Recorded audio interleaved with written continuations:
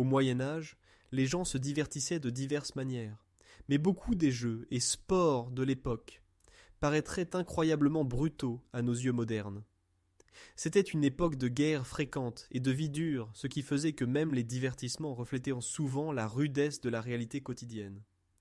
Lorsqu'une fête était célébrée dans une ville ou un village médiéval, il ne manquait pas de compétition de force et d'adresse, et cela ne dérangeait aucunement les spectateurs si du sang était versé. Il n'existait pas de protection, les règles étaient vagues. Et les premiers secours? Ils se limitaient au mieux à quelques herbes après les combats. Les blessures étaient monnaie courante, et parfois c'était la vie qui était en jeu. Les animaux et la santé humaine ne recevaient de tout simplement pas de soins particuliers pendant les jeux. L'essentiel était de montrer du courage, de la force et de divertir le public. Dans cette vidéo, vous découvrirez quels sports médiévaux comptaient parmi les plus cruels. Nous vous emmènerons au tournoi de chevaliers, où l'on se battait à la vie et à la mort. Nous vous présenterons les batailles de football de villageois, où les poings et les couteaux volaient, ainsi que les passe-temps sanglants, où les animaux souffraient. Bientôt, nous découvrirons par exemple à quoi ressemblait le football dans les rues des villes à ses débuts, et pourquoi les rois devaient l'interdire. Si vous êtes prêts à affronter la peur, entrons ensemble dans l'arène des sports médiévaux. Commençons par les nobles guerriers. Les tournois de chevaliers étaient au Moyen Âge des spectacles de grande envergure, alliant sport, entraînement et événements sociaux. Imaginez une vaste lice au-delà des remparts de la ville. Les tribunes pleines de spectateurs, allant du peuple simple aux dames distinguées, et au debout se tiennent deux chevaliers lourdement armés sur leurs chevaux. Le son des trompettes retentit, les héraldies flottent, et dans cette vidéo, vous apprendrez que dans un instant, les deux cavaliers s'élanceront au galop l'un contre l'autre. Ils brandissent de longues lances en bois qui ont un seul but, faire tomber l'adversaire de son cheval. L'ajoute. Ou lance de tournoi, était un sport royal, mais comportait un risque mortel. Lorsque les chevaux s'élancent et que les lances se heurtent avec un violent impact, des éclats de bois volent en éclats, et même les armures peuvent être projetées en l'air. L'impact entraînait souvent le chevalier hors de la selle. Imaginez ce que c'est que de tomber en lourde armure, de cheval. Les côtes où le cou brisé n'était pas exceptionnel. De nombreux chevaliers ont subi des blessures graves lors des tournois, et régulièrement, ils ont perdu la vie. Les chroniques historiques consignent un bon nombre de tragédies de tournois. Un exemple pour illustrer cela. En Lambekelishtik au Mhost 1196, lors d'un tournoi à Paris, Geoffrey, fils du roi anglais, Henri II, fut mortellement blessé. Sa chute de cheval et les sabots des montures lui causèrent des blessures auxquelles il succomba. Et plusieurs siècles plus tard, en 1559, même le roi de France, Henri II, périt dans un combat de tournoi, lorsqu'une lance de bambou brisée de son adversaire passa au travers de la visière de son casque, lui perforant l'œil directement. Cet événement ébranla toute l'Europe. Même un roi, protégé par la meilleure armure, fut tué pendant une fête sportive sous les yeux des spectateurs. Les coups chevaleresques n'étaient simplement pas un jeu sûr, c'était une affaire de vie ou de mort. En plus des duels 2 contre 2, 1 contre 1, il y avait aussi dans les tournois des batailles collectives appelées mêlées. Imaginons des dizaines de nobles armés répartis en deux équipes, qui, sur signal, se précipitent les unes contre les autres en champ ouvert. Un chaos tumultueux éclate, plein de claquements d'épées, de lances, de masses et de boucliers. Le but était de mettre les adversaires hors de combat, soit en les littéralement projetant au sol, en brisant leurs lances sur un bouclier, soit en les capturant. Oui, capturer un adversaire pour rançon faisait partie du jeu du tournoi. Celui qui était renversé et encerclé devait se rendre, et son vainqueur pouvait réclamer son butin, par exemple, son armure ou son cheval. La récompense pour le vainqueur du tournoi n'était donc pas seulement l'applaudissement du public, mais aussi une richesse considérable, l'équipement du chevalier étant coûteux, et le vaincu devait le racheter. Pas étonnant que la motivation pour prendre des risques fût grande, et que les chevaliers se consacrèrent pleinement au tournoi. Il y avait formellement des règles pour les tournois de chevaliers, les armes devant être émoussées. Le tournoi ne devait pas se terminer délibérément par une mort. Cependant, la réalité était différente. Dans la passion du combat, des coups durs étaient apportés, et l'armure protectrice ne suffisait pas toujours. De lourdes épées et des haches-marteaux pouvaient percer même un casque ou causer des contusions mortelles. D'après les chroniques et rapports, nous savons que lors de certains grands tournois, plusieurs hommes tombèrent. Par exemple, lors d'un tournoi en Lys 1240 en France, il a été rapporté qu'il y a eu tant de nobles blessés que le roi dut interdire ces événements pendant un temps. L'Église n'aimait pas non plus les tournois. Les ecclésiastiques plaidèrent souvent contre la débauche des chevaliers pour une gloire futile, car le sang versé pour le divertissement était contraire aux principes chrétiens. Pourtant, malgré les interdictions, la noblesse européenne aimait les tournois et les organisait pendant des siècles. Les sports chevaleresques incluaient aussi des duels de compétition hors des tournois. Les nobles affrontaient parfois leurs forces dans des duels directs, non seulement par amusement, mais souvent pour l'honneur ou dans le cadre d'un procès, appelé jugement de Dieu. On croyait que Dieu donnerait la victoire dans le duel à celui qui avait raison, ces duels judiciaires étant considérés comme le dernier recours de la justice. Ces duels avaient lieu sous les yeux d'un souverain ou de juge, et se terminaient généralement par la mort d'un des combattants ou son épuisement complet et son abandon. Pour les spectateurs, c'était également un spectacle captivant comme le tournoi, peut-être même plus morbide, car il s'agissait vraiment d'épée contre épée. À noter l'affaire célèbre d'un duel en l'an 1386 à Paris, où deux rivaux nobles se sont affrontés après une accusation de crime. Ils se battaient devant le roi en armure complète et le combat se termina par la mort du vaincu. Les chroniqueurs décrivent de façon vivante comment le public demandait à grands cris le verdict du sang à la fin du jeu. Une partie curieuse de la loi médiévale impliquait des duels entre parties inégales.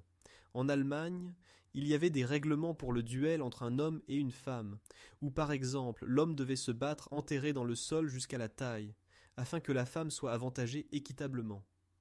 Même de telles bizarreries faisaient partie de l'esprit de l'époque. La croyance en la loi du plus fort était profondément enracinée. Les sports chevaleresques véhiculaient l'idéalisation de l'honneur et de la bravoure, mais la réalité était souvent sanglante et douloureuse. Quand dans le tournoi le cheval se précipitait et que la lance se brisait sur le bouclier, c'était comparable à l'adrénaline d'une bataille. Mais bientôt, nous quitterons les nobles lices pour entrer dans les rues poussiéreuses des villes et villages où s'affrontaient des compétitions tout aussi sauvages parmi le peuple. Il sera question du football médiéval, qui ressemblait plus à une rixe massive qu'au sport d'aujourd'hui. Quittons les tournois somptueux et tournons-nous vers le peuple. Comment se divertissaient ceux qui n'avaient ni titre ni armure? L'un des jeux les plus populaires dans les villages et les villes était le jeu de balles de masse, considéré comme l'ancêtre du football moderne. Imaginez la situation. C'est un après-midi de fête, peut-être durant le carnaval, période précédant le carême. Sur la place du village se rassemblent presque tous les hommes du village ainsi que ceux du voisin d'à côté. Quelqu'un apporte une balle, souvent un ballon en vessie de porc gonflée et recouverte de cuir. Elle est violemment lancée en l'air et c'est ainsi que cela commence. Des dizaines d'hommes se précipitent vers la balle qui tombe au sol au milieu de la rue. Le chaos commence. Le football médiéval n'a presque aucune règle. La balle peut être portée, frappée, lancée, n'importe quoi, pourvu que l'on atteigne l'endroit convenu à l'avance. Par exemple, une chapelle à l'extrémité du village ou l'autre bout de la ville. Il n'y a pas 11 contre 11. Il peut y avoir 20 contre 20, 50 contre 50, ou même des villages entiers les uns contre les autres. Le terrain de jeu, ce sont les rues, les prairies, les forêts, et même les gués de rivière. Si le ballon dérive dans l'eau, la violence fait partie du jeu. Imaginez cette mêlée. Les gens crient, se disputent la balle, chutent au sol, et la masse continue d'avancer. Presque tout est permis. Vous pouvez faire trébucher un adversaire, le faire tomber d'un coup d'épaule, le saisir et le renverser. Oui, le retenir jusqu'à ce qu'il lâche la balle. Oui, bien sûr, des coups de poing et des coups de pied se distribuent accidentellement dans la frénésie du combat. Celui qui se retrouve sous une pile de corps peut en sortir avec au minimum des bleus, sinon pire. Des os et jambes cassées, rien d'extraordinaire. En effet, les témoignages d'époque parlent de blessures graves et même de décès lors de ces jeux. Par exemple, en Beckney Mill, 303 dans. À Oxford, un étudiant trouva son frère mort après un tel match. Il s'avéra que lors du jeu de balle de rue, il avait été battu à mort par des étudiants d'un groupe rival. Il existe aussi un document ecclésiastique datant de 1321, mentionnant un prêtre du nom de William, qui jouait à la balle lorsqu'une tragédie survint. En frappant le ballon, il heurta accidentellement un autre joueur qui se logea contre le couteau que le prêtre portait à la ceinture. La blessure fut mortelle et l'affaire dut être jugée par le pape lui-même. Il finit par absoudre le prêtre, l'homicide n'ayant pas été intentionnel. Cet incident nous indique toutefois que les joueurs portaient généralement des armes même en jouant, et il n'était pas exclu qu'ils dégainent une dague dans la mêlée. Les jeux de balle médiévaux étaient si violents que les souverains et les magistrats tentaient à plusieurs reprises de les interdire. Déjà en l'an 1314, le maire de Londres, Nicolas de Farndon, publiait sur ordre du roi Édouard II un proclamé interdisant le jeu appelé football, parce que la confusion autour des gros ballons cause du tumulte en ville et conduit à de mauvaises choses. Les contrevenants devaient aller en prison.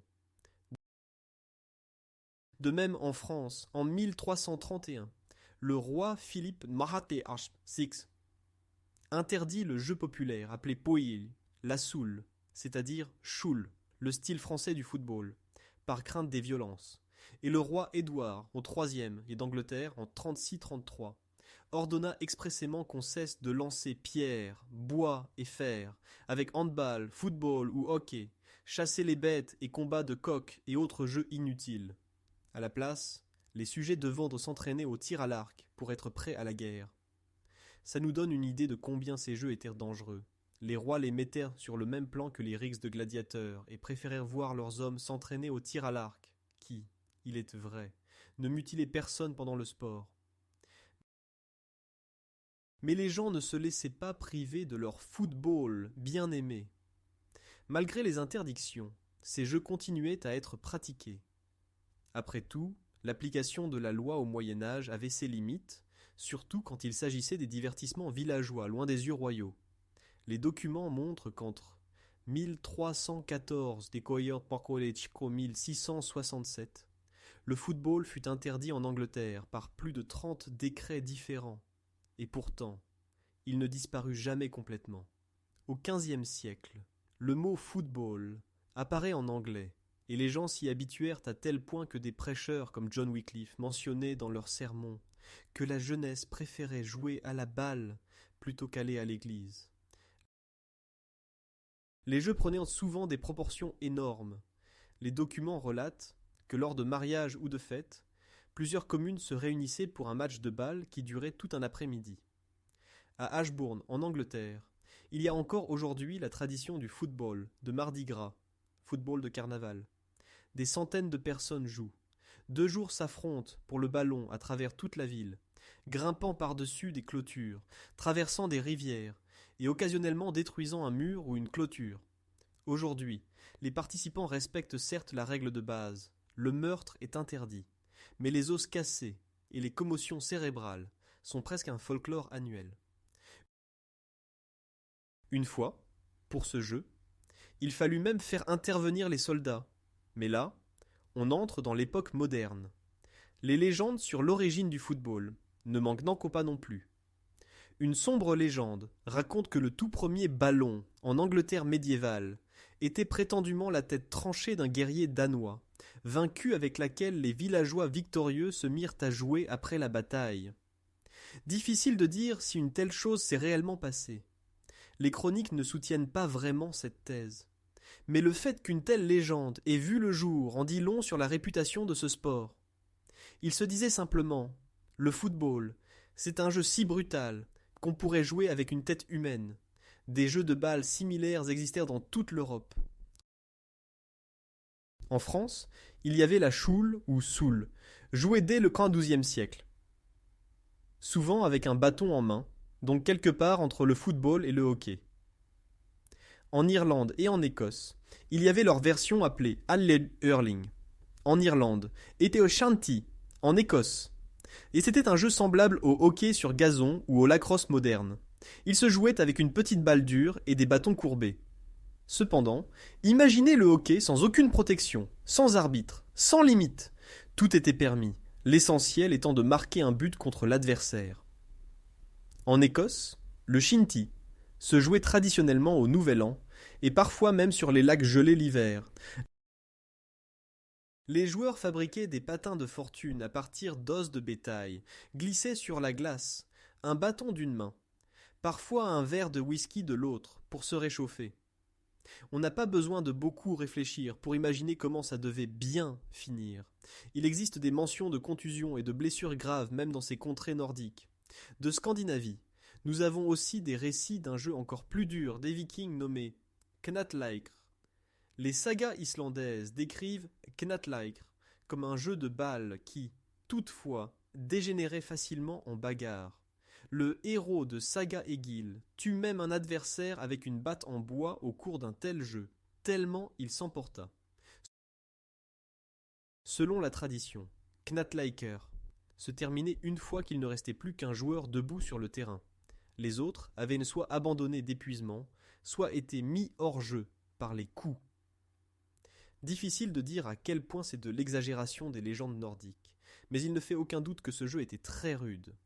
Nous voyons donc que le football et des jeux similaires au Moyen-Âge n'étaient motivés pas pour les âmes sensibles. C'était une guerre à petite échelle, une manière socialement acceptable pour les jeunes de se déchaîner et de s'entraîner pour la vraie bataille. Pas étonnant que les autorités ecclésiastiques et laïques voyant ces bagarres de masse d'un mauvais œil. Mais les gens les imposèrent comme une partie intégrante des fêtes. Et mieux encore, certaines de ces traditions ont survécu jusqu'à aujourd'hui, sous une forme modifiée, ce qui montre à quel point la joie de la bataille pour le ballon est profondément ancrée en nous. Mais bientôt, nous tournerons la page des combats humains, pour une page encore plus sombre des divertissements médiévaux, les jeux où souffraient des créatures muettes. L'homme médiéval était prompt à la violence même envers les animaux. Les spectacles sportifs sanglants, où les animaux jouaient le rôle principal, étaient à l'époque extrêmement populaires à travers l'Europe. Aujourd'hui, nous les condamnerions comme des actes de cruauté, mais à l'époque, cela se voyait différemment. L'animal était considéré soit comme une créature dangereuse à vaincre héroïquement, soit simplement comme un moyen de divertissement. La souffrance animale n'était l'affaire de personne, et ainsi, les foules se délectaient de scènes qui aujourd'hui nous glaceraient les os. Les plus répandues étaient les chasses à l'ours et au taureau, bear baiting et bull baiting, comme les appelaient les Anglais. En Angleterre, il semblerait que chaque grande ville ait eu sa propre arène, ou bullring, arène circulaire où se déroulaient ces divertissements. Comment cela se passait-il ? Un ours massif ou un taureau était amené au centre de l'arène et attaché par une chaîne à un poteau solidement enfoncé. L'animal avait un mouvement limité, ne pouvait s'enfuir. Ensuite, on commençait à exciter l'ours, parfois par des cris et des piqûres, parfois même, selon les rapports existants, en lui versant du poivre dans le museau pour le rendre frénétique de rage. Une fois la bête rugissant et se débattant, la deuxième partie de la show commençait. Une meute de chiens entraînés était lâchée sur l'ours. En général, c'étaient des races de combat spécialisées. Ainsi a émergé la race du bulldog. Bulldog, littéralement chien de taureau, sélectionné pour attaquer des taureaux. Les chiens mordaient en un instant le grand ours, cherchant à le faire tomber ou tout au moins à blesser les parties sensibles de son corps. L'ours défendait furieusement, griffes et crocs déchirant les chiens, montrant les dents. Les spectateurs s'excitèrent de joie. Ce combat inégal durait souvent 1 heure ou plus. Parfois, les chiens épuisaient littéralement l'ours par leurs morsures à mort. Parfois, un ours robuste pouvait tuer ou mutiler quelques chiens. Il n'était pas rare qu'un chien vole en l'air après un coup d'ours et retombe avec la colonne vertébrale brisée. Le sang coulait à flots, les chiens hurlaient, l'ours rugissait de douleur, et le public acclamait. Cela vous paraît sadique ? Indéniablement. Mais à l'époque, c'était une forme de divertissement reconnue par les couches sociales les plus larges. Tout aussi populaire était le harcèlement des taureaux. Le taureau était, comme l'ours, attaché à un poteau, et les chiens, en général des bulldogs ou d'autres races musclées, l'attaquaient. Il était répandu de dire que ce dévergondage rendait la viande plus tendre et plus goûteuse. Peut-être les gens acceptaient-ils cette brutalité supplémentaire sous le prétexte « Nous le torturons pour de meilleurs steaks ». Quoi qu'il en soit, les combats de taureaux étaient populaires avant même ceux d'ours. Les ours n'étaient après tout pas courants dans tous les pays, ils devaient être importés, tandis que le taureau était omniprésent. Chacune de ces traques devenait un événement. Des marchands vendèrent de la nourriture. On pariait de l'argent sur la performance des chiens. Les dignitaires municipaux s'asseyaient souvent aux meilleures places et regardèrent les chiens déchirer le taureau enragé.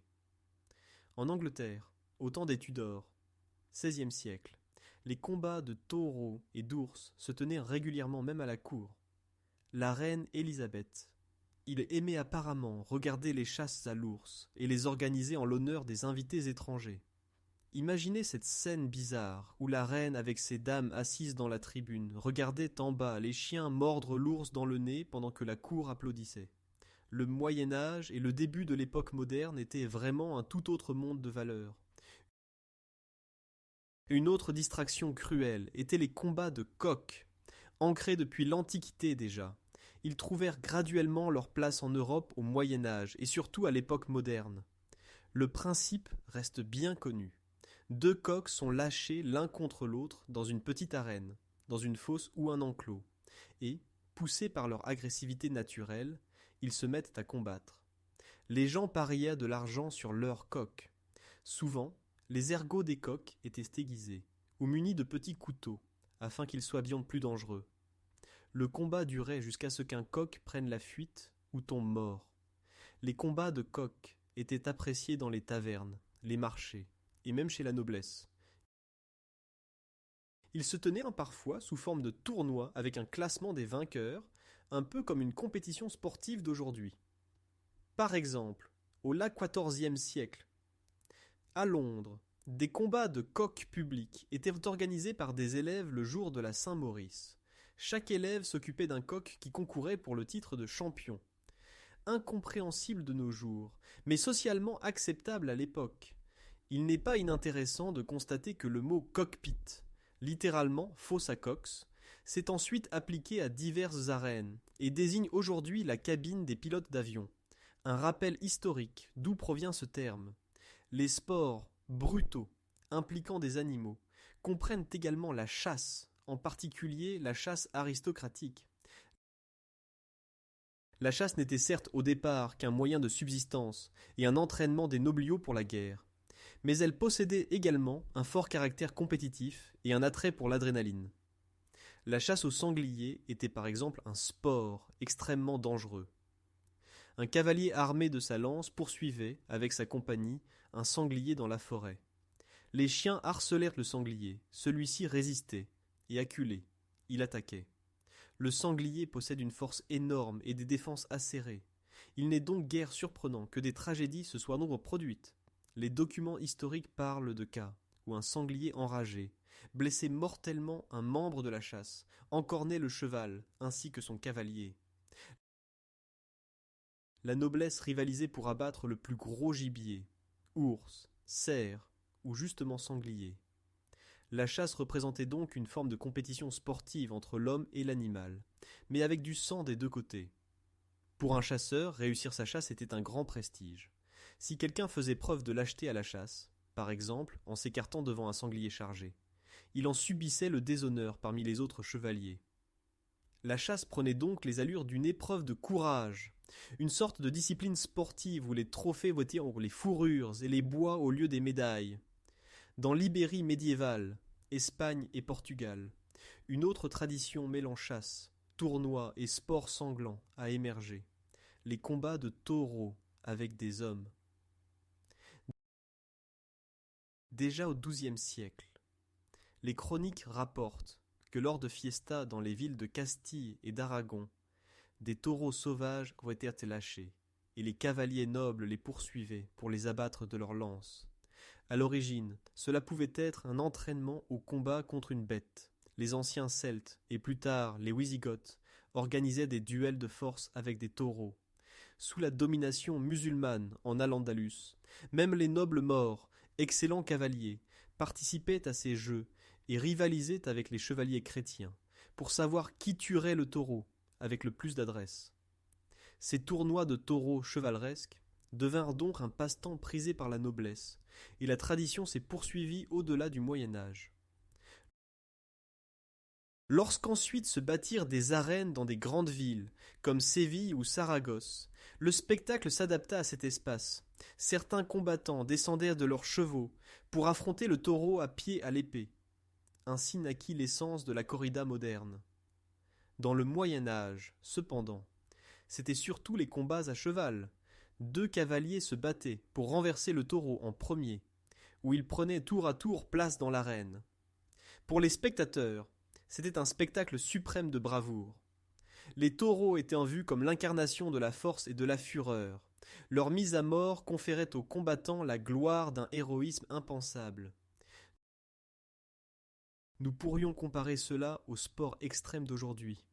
Pas beaucoup oseraient affronter en face une bête d'une demi-tonne déchaînée.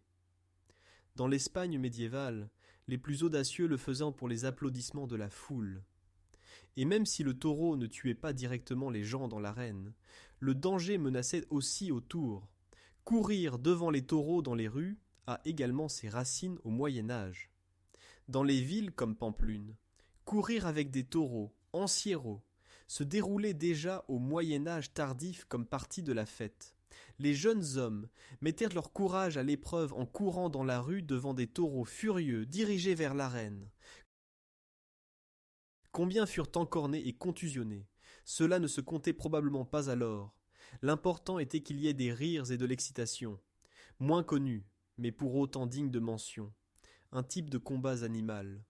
En Islande se sont conservées des mentions des dits combats de chevaux. Estavig. Il s'agissait d'un passe-temps apprécié par les Vikings et plus tard les Islandais médiévaux. Lors des rassemblements, thing, on amenait 2 étalons et les plaçait face à face. Les étalons, notamment si une jument était dans les parages ou si on les excitait, engageaient un combat de dominance. Ils se mordaient, tapaient avec leurs pattes avant, se dressaient sur les postérieures. Autour, dans un cercle, se tenaient les spectateurs, observant avec impatience quel cheval allait l'emporter. Les gens faisaient des paris sur ces combats, prenant la chose très au sérieux. Les sources islandaises rapportent même que ces combats de chevaux étaient si importants qu'ils furent inscrits dans les codes de loi. Il existait des règles sur quand et où tenir un hestathing, assemblée des chevaux. Toutefois, nous n'avons pas de description détaillée, donc le déroulement précis de ces batailles reste flou. Il est certain qu'il s'agissait d'une autre forme de divertissement brutal, aujourd'hui inimaginable. Les gens se divertissaient à voir 2 animaux se martyriser dans un combat. D'un point de vue contemporain, ces sports avec des animaux sont indéfendables. Mais au Moyen Âge, cela se percevait différemment, comme une épreuve de courage, quand un homme combattait un taureau, une démonstration de puissance sur la nature, ou simplement un show excitant, où danger et carnage allèrent de pair.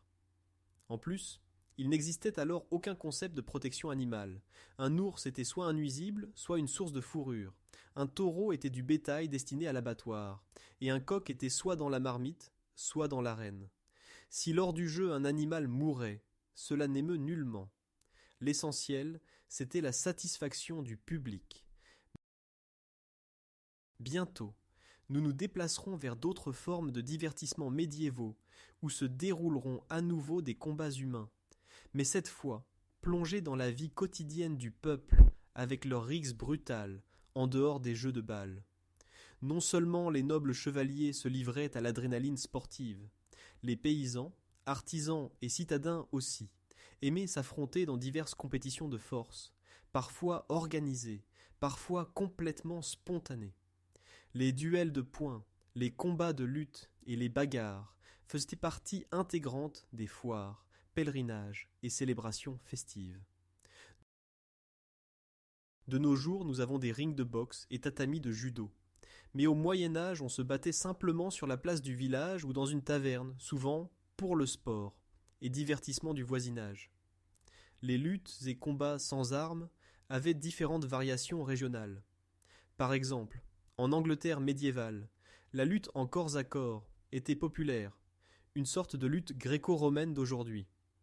Les jeunes forts s'empoignaient par le torse et cherchaient à se faire tomber. Celui qui tombait sur le dos perdait. Ces luttes étaient organisées lors de fêtes de village et le vainqueur gagnait du respect, et parfois même un tonnelet de bière. En France, il y avait une variante appelée Baudguille-lutte, et en Bretagne ou en Cornouailles, perdurent aujourd'hui des luttes traditionnelles populaires, remontant au Moyen Âge. Ces luttes, avant des règles relativement inoffensives, il s'agissait seulement de mettre l'adversaire à terre, pas de le détruire. Pourtant, même là, des membres d'émis menaçaient, car chuter sur l'herbe ou le sol dur, c'est rude, et nul n'avait de casque ou protection des genoux. Beaucoup plus rudes étaient les combats avec bâtons et perches. Dans toute l'Europe apparaissent des mentions de jeunes hommes s'entraînant à l'escrime à coups de bâtons de bois. Cela n'était pas très éloigné du vrai combat. Un bâton de chêne ou de hêtre peut fendre un crâne aussi bien qu'une épée en fer. Mais c'était légal, et considéré comme un sport. En Irlande, il y avait la tradition des batailles de factions à coups de bâton, appelées faction fights, déjà au début de l'époque moderne, mais probablement aussi avant. Des rixes massives éclataient entre groupes d'hommes de différents clans ou villages. Ce se passait souvent lors de marchés ou célébrations. Les hommes s'équipaient de solides bâtons de chêne appelés shilelag, du nom de la forêt Shilelag, où l'on prenait le meilleur bois. Deux troupes se chargeaient mutuellement et déclenchaient une émeute, coups de bâton, de poing, de pied. Une rixe pouvait avoir une centaine de participants de chaque côté. Le but n'était de tuer personne, plutôt de montrer sa force et éduquer son adversaire. Mais des blessures graves se produisaient. Doigts écrasés, crânes fracturés, yeux crevés étaient parmi les risques. Un dicton irlandais célèbre dit que dans une telle mêlée, on peut perdre facilement la vie, ou à tout le moins la raison. Une particularité de ces combats de faction est la participation des femmes, mais avec des règles non écrites.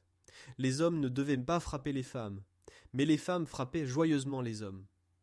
Et il faut noter que les femmes irlandaises ne se retenaient pas lors de ces bagarres. Les chroniqueurs décrivent comment des fermières robustes lancèrent des attaques de guerre en cognant les hommes incapables de se défendre à cause de l'éthique qui ne le permettait pas. Ces scènes bizarres étaient alors prises avec humour. Après la bagarre, apparemment les deux parties buvaient ensemble et riaient, jusqu'à la prochaine fête, où ils reprenaient pour la bataille. Il existait même une coutume, où un groupe traînait par terre un long manteau en criant à l'adversaire « Oserez-vous marcher dessus ?» Sitôt la provocation acceptée, la mêlée démarrait. Nous voyons ainsi qu'il s'agissait presque de combats ritualisés, analogues à une rencontre sportive entre clubs, mais avec une forte dose de violence. En Angleterre, il y avait les cudgel plays, des duels de perches. Deux hommes se faisaient face avec des bâtons de 3 à 4 pieds de long, et se frappaient jusqu'à ce que l'un d'eux cède. Parfois, cela se jouait à la première goutte de sang. Le vainqueur était celui qui faisait saigner l'autre en premier. D'autres fois, le combat continuait jusqu'à l'évanouissement d'un des hommes. Ces combats faisaient partie des jeux de village, et souvent les paris y allaient entre de bon train. En substance, c'était une fusion entre boxe et escrime, mais extrêmement dangereux. Des récits du XVIe siècle décrivent que la jeunesse anglaise se rencontrait régulièrement en fête avec des bâtons, gagnant ainsi des bosses et contusions. Et ils considéraient ça comme un excellent exercice d'agilité. Dans les pays slaves aussi, il y avait des rixes de masse, dans le cadre des traditions. En Russie, il existait une célèbre tradition appelée stenka na stenku, littéralement mur contre mur. Il s'agissait d'une gigantesque bagarre de poing, entre deux groupes. Par exemple, durant la semaine du Mardi Gras, Maslenitsa, dans de nombreux villages et villes de Russie, les jeunes se réunissaient, se divisaient en deux murs, qui s'affrontaient de front. Au signal, les deux masses s'élançaient l'une contre l'autre et s'empoignaient des poings.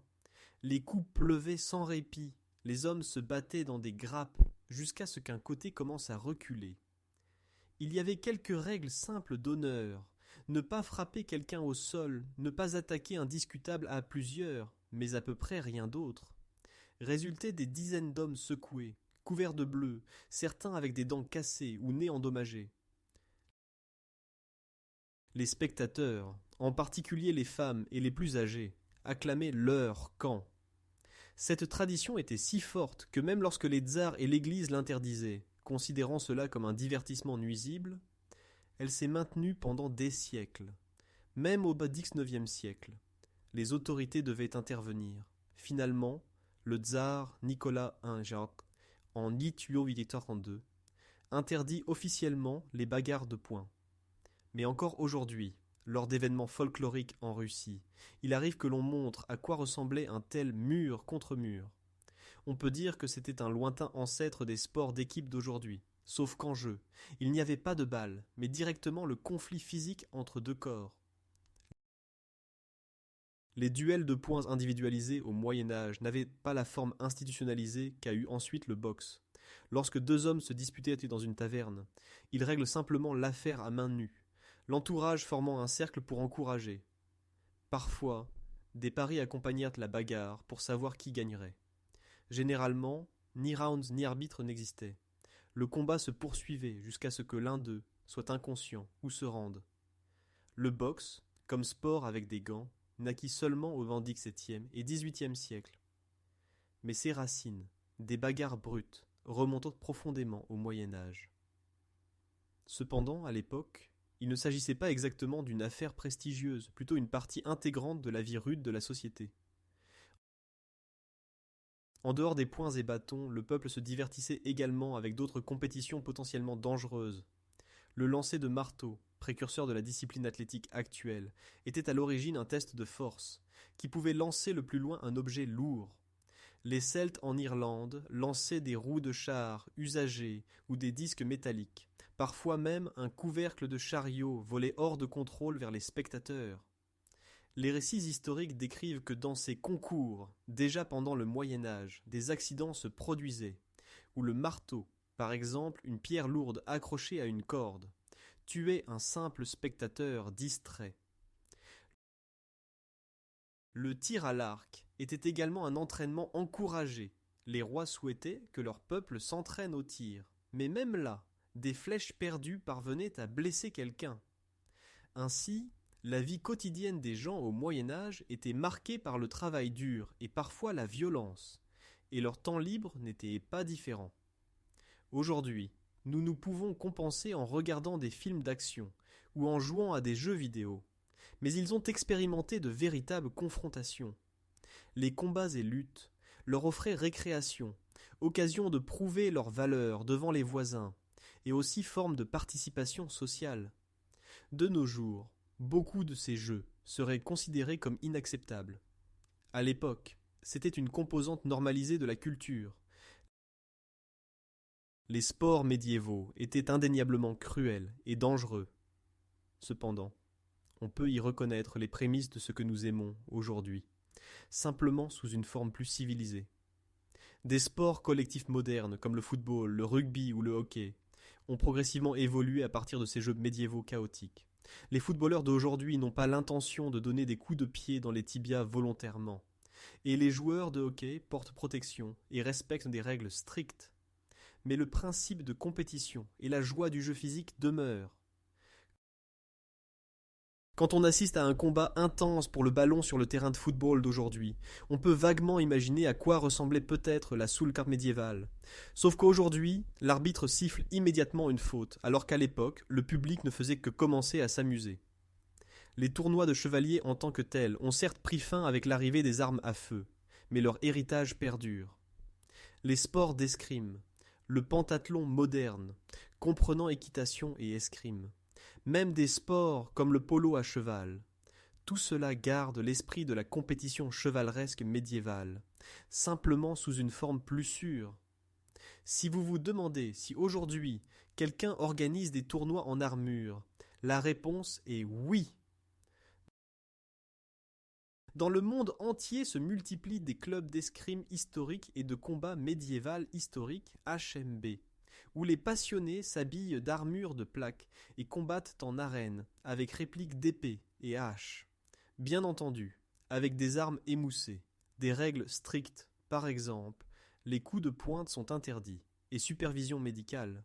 Pourtant, ces combats sont appelés le hobby le plus dur du monde.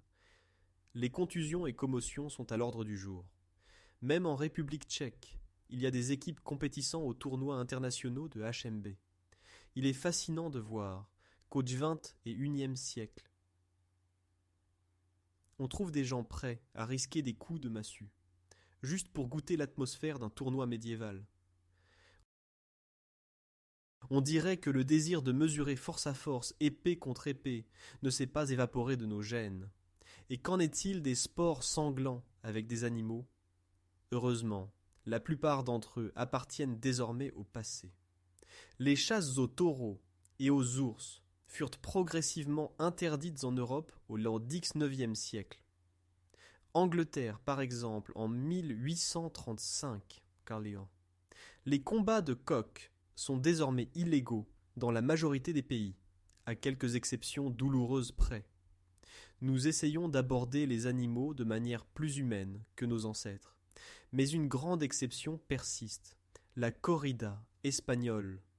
Les combats de taureaux traditionnels en Espagne et dans certains pays, comme le Mexique, se pratiquent encore aujourd'hui et suscitent l'envie de vives controverses.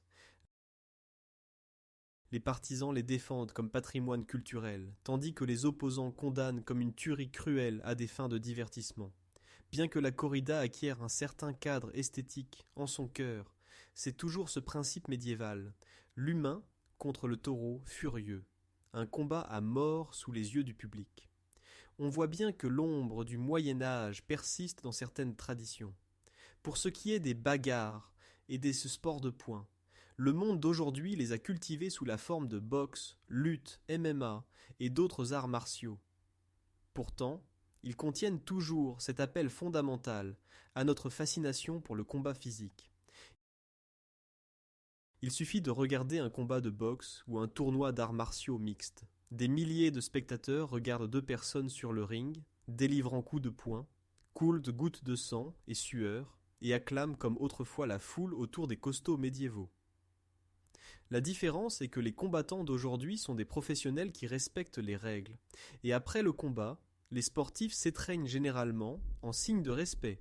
Cela surprendrait probablement les bagarreurs médiévaux. Cependant, au plus profond de nous, le besoin de mesurer force et résistance demeure. Nous ne combattons plus avec un bâton sur la place du village, mais peut-être en kimono de judo sur tatami. Néanmoins, c'est un désir similaire. Essayer ce que je supporte et ce que supporte l'adversaire. Ainsi, l'histoire nous offre une perspective fascinante. Ce qui autrefois était un sport mortel, nous l'avons progressivement apprivoisé en jeu réglementé. Le football est passé de la mêlée brutale à un jeu civilisé avec des règles, bien que parfois même aujourd'hui quelques cartons rouges soient distribués pour un coup dur. Les tournois sont devenus une forme de sport telle que l'escrime ou les compétitions équestres. La chasse est devenue plutôt une affaire récréative respectant les quotas et l'attention portée à la protection de la nature. Et les bagarres, elles se sont déplacées des tavernes vers des installations sportives, où les combattants concourent avec honnêteté et sous surveillance médicale. Bien sûr, la nature humaine ne s'atténue pas complètement. Nous sommes toujours attirés par le danger et l'excitation de la violence. Il suffit de voir la popularité des sports extrêmes, des courses automobiles, où il y a un danger de mort comparable aux courses de chars de l'époque antique, ou justement des tournois de combat. Dans un certain sens, en nous, existe toujours un petit côté spectateur médiéval, qui aimait voir un combat acharné.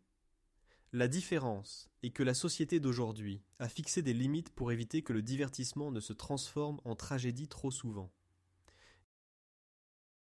Et ainsi nous pouvons admirer les sportifs médiévaux à une distance sécurisée dans le temps. Ils étaient des durs à cuire, qui mettaient en tête véritablement leur corps, et même leur vie en jeu. Aujourd'hui, après un match de football, nos jambes peuvent nous faire mal, et nous aurons un bleu. Mais au XIVe siècle, on pourrait se retrouver avec le cou brisé. Il ne reste qu'à tirer un coup de chapeau à nos ancêtres, tout en étant content de vivre à une époque où le divertissement est bien plus respectueux. Merci d'avoir partagé avec moi cette plongée dans le monde rugueux des sports médiévaux. J'espère que ce regard vers le passé vous a intéressé, et peut-être même choqué.